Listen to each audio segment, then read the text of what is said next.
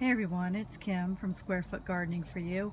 I'm going on vacation and normally I water from a bucket of sun-warmed water, and I use a cup and water my plants by hand, but I'm not going to expect the gal that's coming over to take care of my garden to do that.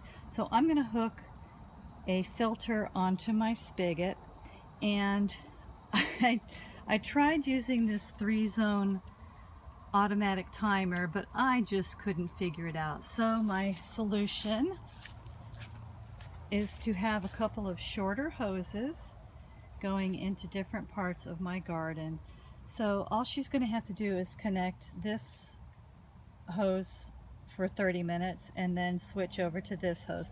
So this one is hooked up to 3 soaker hoses, and it goes up to do a few pots of flowers, and then is going to go to my container garden, or my container. I've put them all together and just really coiled the soaker hose down, and then it goes into my squash arch, which I absolutely adore. I may have told you that a few hundred times. And look at the great zucchini I'm getting. And this is just mid-June in Zone 7B in Maryland, so this is super early. So the squash arch, it loops around. Whoop.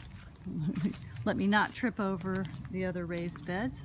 So this is my squash arch, and it is doing fabulously.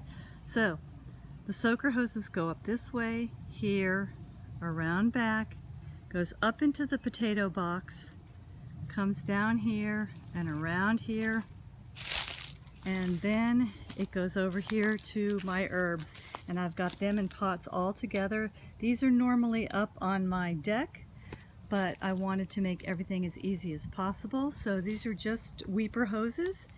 And look at the tomatoes here, they're doing great. Now let's go over to my Squarefoot garden. So my Squarefoot garden, I've got a watering grid.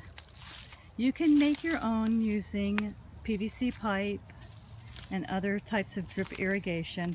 I've chosen to use this one that was made for me by Garden in Minutes, and they have custom made it for my 2-foot by 23-foot raised bed. And it's doing a great job of making sure that the leaves are not getting wet. And as you can see, things are going along pretty good. So if you're going away on vacation, there are some things that you can do to help out the person that's taking care of your garden. And I'm going to make it as easy as possible for her because, you know, she's taking care of the house, the dogs, and the garden, and I just want to make it as simple as possible for her. Again, this is Kim with Squarefoot Gardening, the number 4 and the letter U. Join me on Facebook and share with your friends.